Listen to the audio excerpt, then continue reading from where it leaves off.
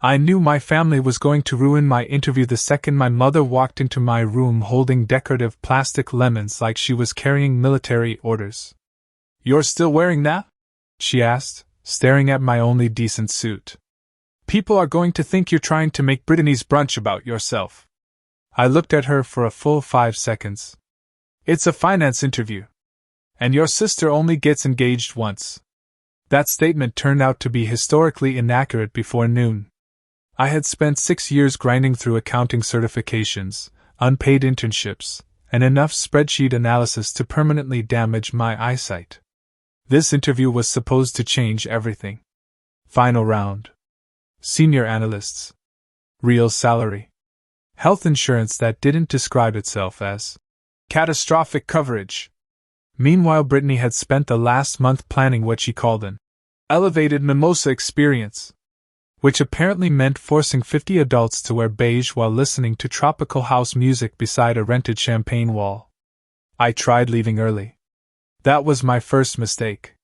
Dad suddenly needed me to transport 3 boxes of custom napkins to the restaurant because Brittany was too emotionally overwhelmed to drive herself. Then my laptop charger mysteriously vanished.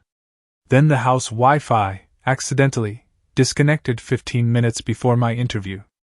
By the time I arrived at the brunch venue carrying a balloon arch shaped like swans having sex, I was already sweating through my dress shirt. Brittany spotted me instantly.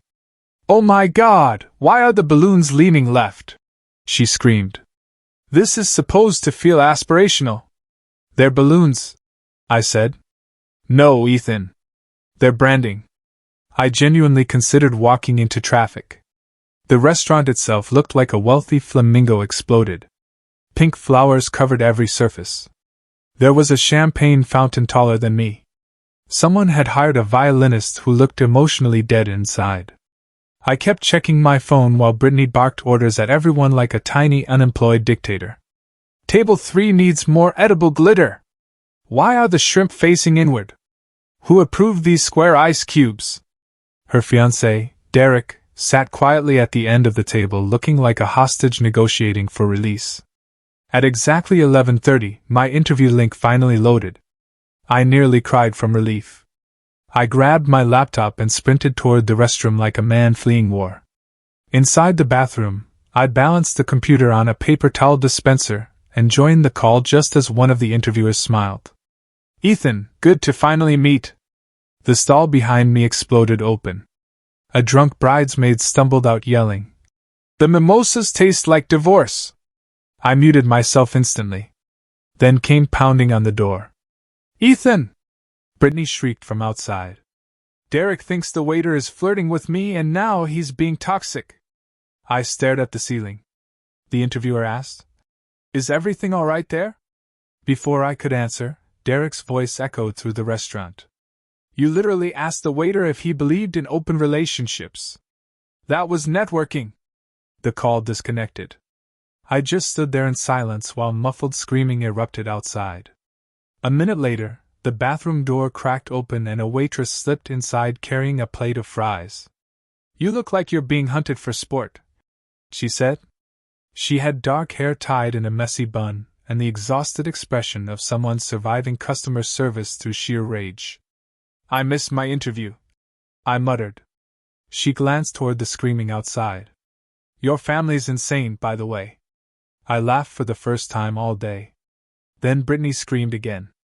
Apparently Derek had officially ended the engagement beside the champagne fountain after catching her touching the waiter's arm and calling him emotionally symmetrical. The violinist actually stopped playing to watch. My parents rushed to comfort Brittany while she sobbed dramatically into a decorative pillow. Not one person asked about my interview. Not one. An hour later my mother found me quietly packing leftover pastries into a napkin. "You could at least pretend to support your sister," she snapped. Something in me finally broke. I went home that night, packed everything I owned into 2 bags, and left without saying goodbye. The only food I took was 3 brunch muffins and half a bottle of champagne Brittany forgot in the garage. Honestly, it felt fair. My first apartment smelled like wet socks and broken dreams. The place sat above a laundromat that operated 24 hours a day, which meant the floor vibrated constantly like the building itself had anxiety. Every night around 2 in the morning, the pipes screamed loud enough to make me think ghosts were dying inside the walls. Still, it was mine. No brunch decorations. No emotional support balloons. No mother knocking on my door asking if I could, just quickly, Photoshop Brittany's face onto a yacht brochure. I slept on an air mattress beside stacks of accounting textbooks and spent my days hunting freelance bookkeeping work online. At first the jobs were terrible. One guy paid me $70 to fix 3 years of missing receipts stored inside a fishing tackle box. Another client ran a vape store that somehow lost money despite being constantly full of customers named Blade. Then things got weird. A dancer from a nightclub hired me after her previous accountant got arrested during a jet ski insurance scam. She referred her coworkers to me, and suddenly I became the unofficial financial advisor for half the city's adult entertainment industry. I once explained quarterly tax estimates while someone practiced poll routines behind me. Honestly, they were better listeners than most corporate executives. One food truck owner couldn't afford cash payment, and gave me 6 rotisserie chickens instead. I ate chicken for 12 straight days and started clucking every time my phone rang. But slowly, things improved. Clients came back. Businesses stopped panicking after I reorganized their finances. People actually trusted me, which felt unfamiliar. One evening there was a knock at my apartment door, followed by a voice I recognized immediately. "You alive in there, spreadsheet Batman?" I opened the door and nearly dropped my calculator. It was the waitress from the brunch disaster. She leaned against the hallway wall holding 2 coffees and looking way too amused by my existence. "You vanished after your sister's public mating ritual," she said. "I relocated. To a washing machine apparently." I laughed awkwardly and stepped aside. Her name was Lena, and somehow she talked like every sentence was one insult away from flirting. She told me her uncle owned a struggling auto repair shop, and after I helped fix their tax problems, she demanded I accept free coffee as payment. I tried refusing. She stared at my apartment. "You live above industrial dryers. Take the coffee." So she stayed. At first we just talked while I worked. She'd sit on the counter eating fries while I explained accounting disasters like crime documentaries. "That client committed fraud using a pet grooming business," I said one night. "How much fraud?" "He rode off a jet ski as a therapy animal." She nearly choked laughing. The more time we spent together, the easier breathing felt around her. Lena didn't treat my awkwardness like a disease. She treated it like entertainment. When I apologized too much, she'd throw napkins at me. When I panicked during conversations, she'd calmly say, "Ethan, nobody here is emotionally prepared enough to judge you." Meanwhile, Brittany's life turned into a flaming garbage parade visible from space. First, she joined a luxury skincare MLM that collapsed after someone discovered the products caused rashes resembling map outlines of South America. Then she launched a candle company called Spiritually Moist. I wish I was joking. Her signature scent was called Divorce Energy. 3 months later, she got banned from a yoga retreat for stealing wine and accusing another guest of manifesting aggressively. My parents still defended her. "She's finding herself," my mother said during one rare phone call. "She's 32, I answered. "Where did she leave herself?" Click. Meanwhile, my own life finally started moving forward. Lena and I started spending nearly every evening together. Cheap tacos. Midnight grocery runs. Sitting on my apartment roof complaining about humanity while helicopters passed overhead. One night she caught me working through dinner again and grabbed my laptop. "You know normal people occasionally experience joy, right? I'm an accountant." That wasn't an answer. For the first time in years, I stopped feeling like some background character in my own life. And 6 months later, sitting inside a tiny rented office with one folding chair and a used coffee machine that hissed like a dying raccoon, I officially opened my own accounting firm. My first 3 clients arrived late. One smelled like gasoline. One cried immediately. and one asked if tax fraud counted as a personality-based mistake. But they were my clients, my company, my life. Nobody could take that from me anymore. 5 years changed everything. Well, almost everything. I still hated phone calls. I still ate like a raccoon abandoned near a vending machine whenever tax season arrived. And I still froze internally every time Lena kissed me unexpectedly in public. But now I did all those things from the top floor of my own accounting firm. Turns out helping chaotic businesses survive financial disasters was incredibly profitable. Especially because most accountants spoke to clients like disappointed robots. I spoke to them like a tired battlefield medic. People appreciated honesty. Apparently saying, "Your finances look like a raccoon fought a wizard in here," built trust. The company exploded faster than I expected. One successful business referred another. Then another. Then suddenly we had contracts with restaurants, tech startups, construction firms, and one extremely nervous chain of luxury pet spas laundering money accidentally instead of professionally. I became weirdly respected. Not cool respected. More like feared. Employees started calling me Spreadsheet Batman, after I spent 4 straight hours exposing accounting fraud during a board meeting without blinking once. One executive actually fainted. To be fair, he had hidden 3 offshore accounts and attempted to classify a yacht as team-building equipment. Lena laughed so hard she snorted coffee through her nose. She worked beside me now, officially managing operations, though realistically she spent half her day protecting interns from emotional collapse. Our office had grown into an organized circus. Someone cried every Tuesday. The espresso machine sounded possessed. And every quarter the staff placed bets on how many times I'd say, statistically concerning, during meetings. Current record was 14. One afternoon I walked into the conference room to find Lena sitting on the table eating chips while 3 junior accountants stared at a spreadsheet like soldiers viewing battlefield casualties. "What happened?" I asked. One slowly pointed at the screen. "He claimed his emotional support tiger as a dependent." I closed my eyes. "Real tiger?" "Unfortunately, yes." Lena grinned. "You're making that face again." "What face?" "The one that says you're reconsidering civilization." Honestly, she wasn't wrong. But despite the chaos, life felt stable. Good even. At night Lena and I would sit in my office after everyone left, eating takeout beside the city skyline while she mocked my posture. "You sit like a traumatized Victorian child," she said once. "I'm reviewing payroll. You're holding a burrito like it owes you money."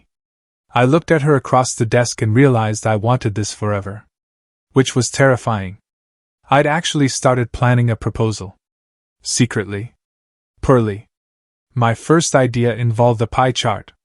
Lena banned me from using PowerPoint for romance after discovering I'd titled one draft "Projected Lifetime Emotional Returns." Then Karma arrived wearing fake designer sunglasses. I was reviewing quarterly reports when HR knocked on my office door looking deeply uncomfortable.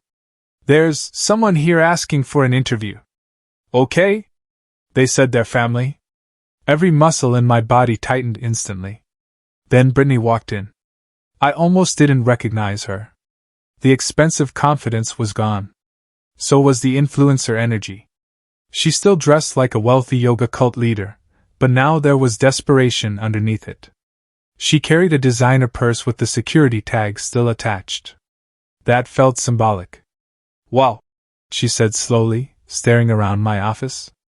"This is actually real. Most buildings are." She ignored that. Apparently after the candle business collapsed, Brittany joined 2 more MLM companies, attempted cryptocurrency coaching, and briefly sold healing water subscriptions online. My parents funded every single disaster. And now they were broke. Not ruined completely, but bad enough that Brittany finally needed a real job for the first time in her adult life. The universe truly loved comedy.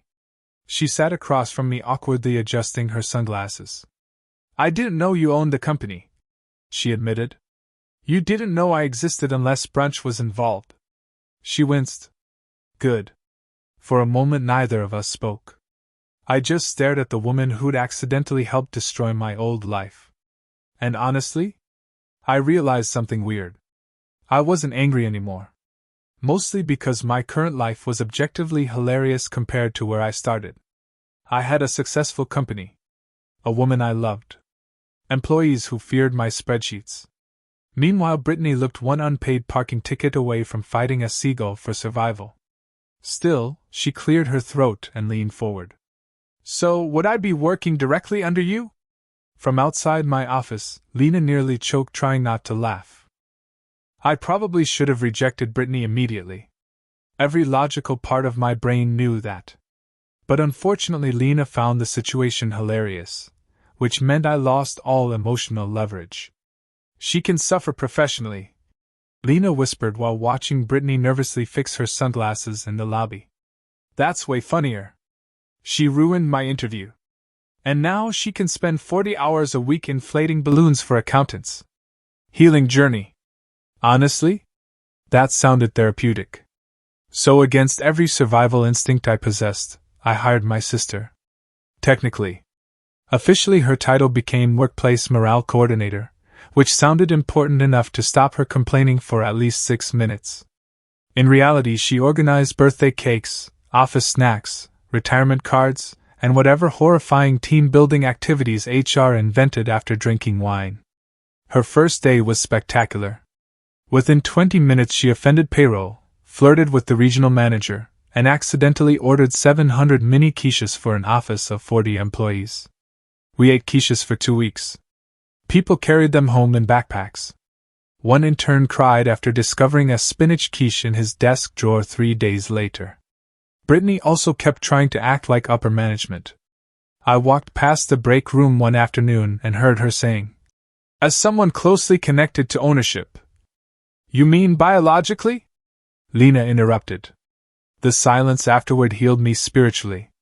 The funniest part was watching Brittany realize nobody cared about fake confidence in an actual workplace. Nobody applauded her speeches. Nobody called her inspiring for owning scented candles named things like Moon Divorce. Here, competence mattered. And she had the survival instincts of a decorative pillow. One morning she burst into my office holding a spreadsheet upside down. "What does EBITDA mean?" I stared at her. "You've worked here 4 months. "Yes, but the letters keep changing positions emotionally."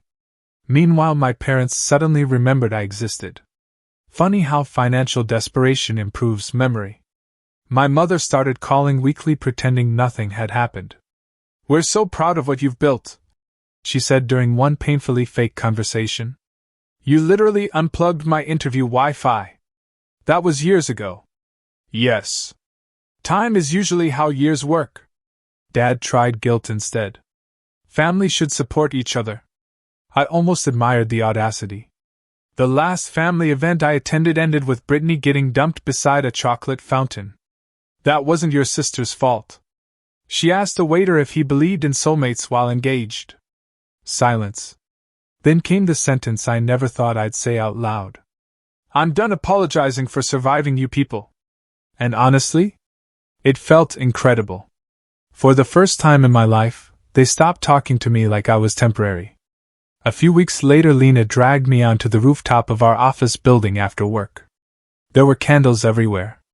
Cheap takeout containers. Music playing softly from her phone. "You decorated?"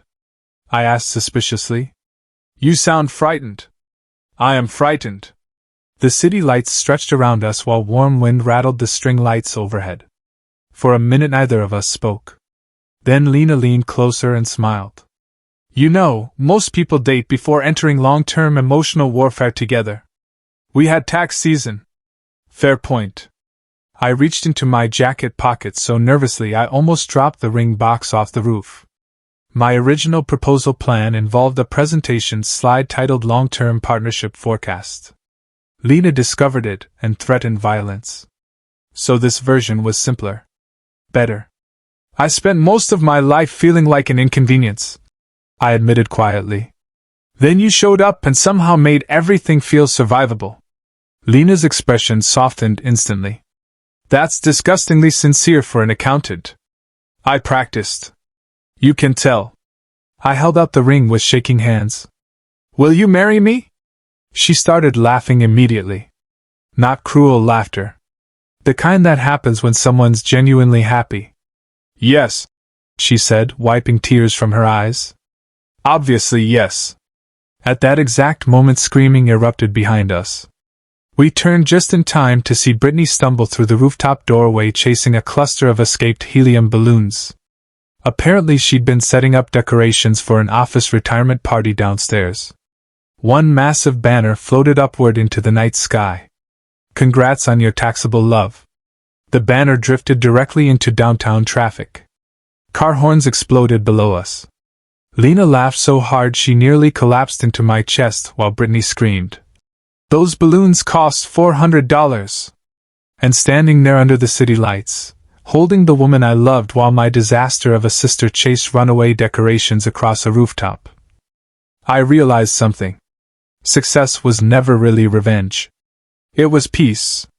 It was building a life so good that the people who underestimated you eventually had to stand in line asking for job applications. Still though, watching Brittany carry balloon arches through the parking garage every Monday morning? That remained unbelievably satisfying.